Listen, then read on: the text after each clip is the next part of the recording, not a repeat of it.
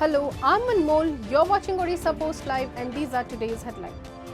Thousands of people pulled forward giant chariots from the 12th century Jagannath temple in Puri towards Gundicha temple, around 2.5 kilometers away Sunday afternoon. The chariot pulling started around 5:20 pm after Puri Shankaracharya Swami Nishalananda Saraswati visited the chariots of Lord Jagannath, Lord Balabhadra and Devi Subhadra with his disciples, and the Puri's titular king completed the chariot sweeping ritual. Rath Yatra will be a 2-day affair this year after 53 years due to some celestial arrangements. President Draupadi Murmu performed a parikrama of the 3 chariots and bowed down before the deities.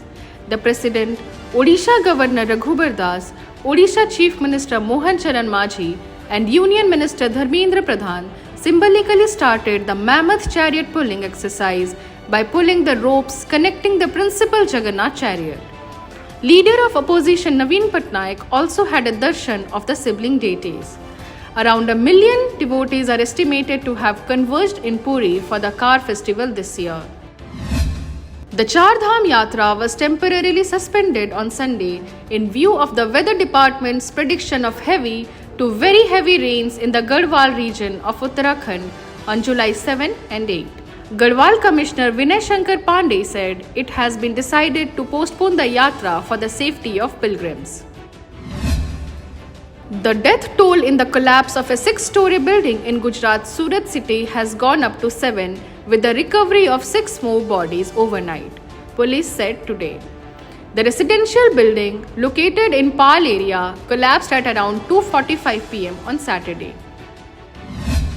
6 terrorists and 2 soldiers were killed in the 2 ongoing encounters in Jammu and Kashmir's Kulgam districts, reports said today. Officials said that 4 terrorists of Hizbul Mujahideen, including 1 commander of the outfit, were killed in the gunfight with the security forces in Chanigam village of Kulgam district's Frizal area.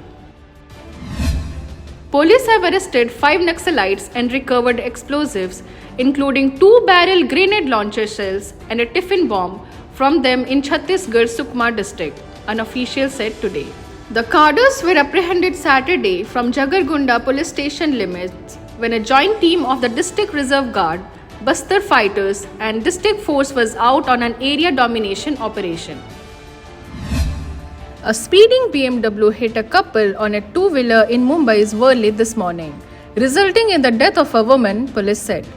According to police sources, the car was driven by 24-year-old Mihir Shah, the son of Shiv Sena Shinde faction leader Rajesh Shah. Shah has been detained by the police while Mihir is on the run. The Supreme Court is set to hear a batch of pleas related to the controversy-ridden medical entrance exam NEET UG 2024 on July 8, according to the cause list for July 8 uploaded on the court's website. The court will decree judgment on petitions seeking a direction to conduct the May 5 screening test afresh and those alleging irregularities and malpractices.